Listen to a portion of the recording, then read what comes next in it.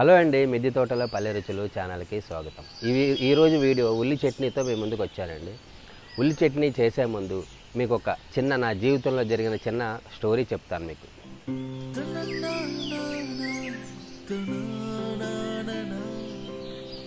ఏమి లేదండి, హైదరాబాద్ వచ్చిన కొత్తలో నాకు చాలా ఇబ్బంది అయ్యేదండి. అన్నం వండుకోవాలి, కూర వండుకోవాలంటే చాలా ఇబ్బంది పడేవారు.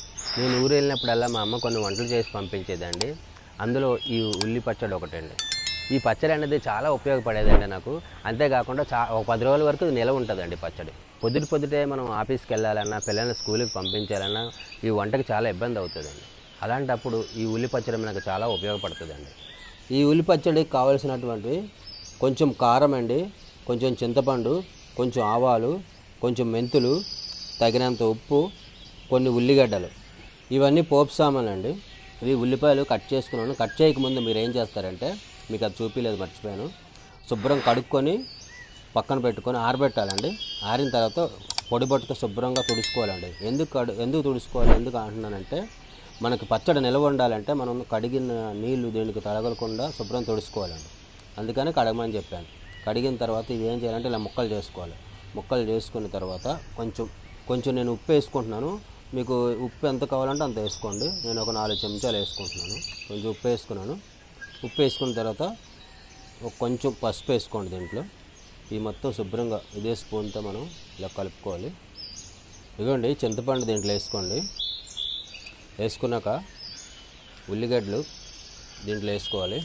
ఇదిగోండి, పసుపు ఉప్పు కలిపిన ఉల్లిగడ్డల్ని దీంట్లో ఇలా చింతపండు పైన వేసుకుంటే ఈ ఉల్లిగడ్డల్లో ఉన్న వాటర్ అనేది చింతపండు మీద పడి చింతపండు నాని ఉంటుందండి. ఒక 2 గంటలు పక్కన పెట్టుకోవాలి.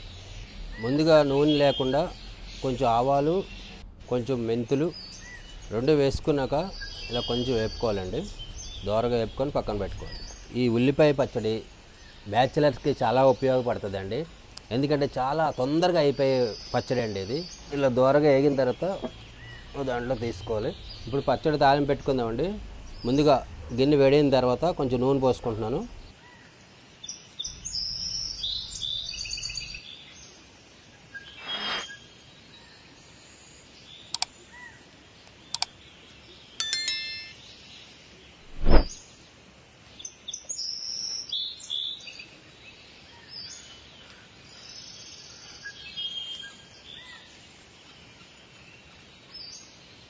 ఇప్పుడు పచ్చడి రుబ్బుకుందామండి.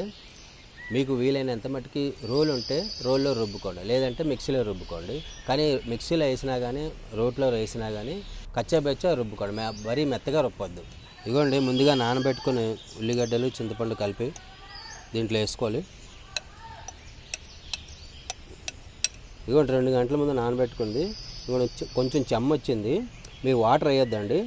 మనం ఆ నానబెట్టుకున్న వాటర్తోనే మనం రుబ్బుకోవాలి, నీళ్ళు పోయొద్దు. ఇదిగోండి, ఇది మరీ మెత్తగా రుబ్బుకోవద్దు, కొంచెం కచ్చాబెచ్చా నూరుకుంటే సరిపోద్ది. ఇదిగోండి, కచ్చాబెచ్చా నలిగింది. ఇప్పుడు కారం వేసుకుంటున్నాను దీంట్లో.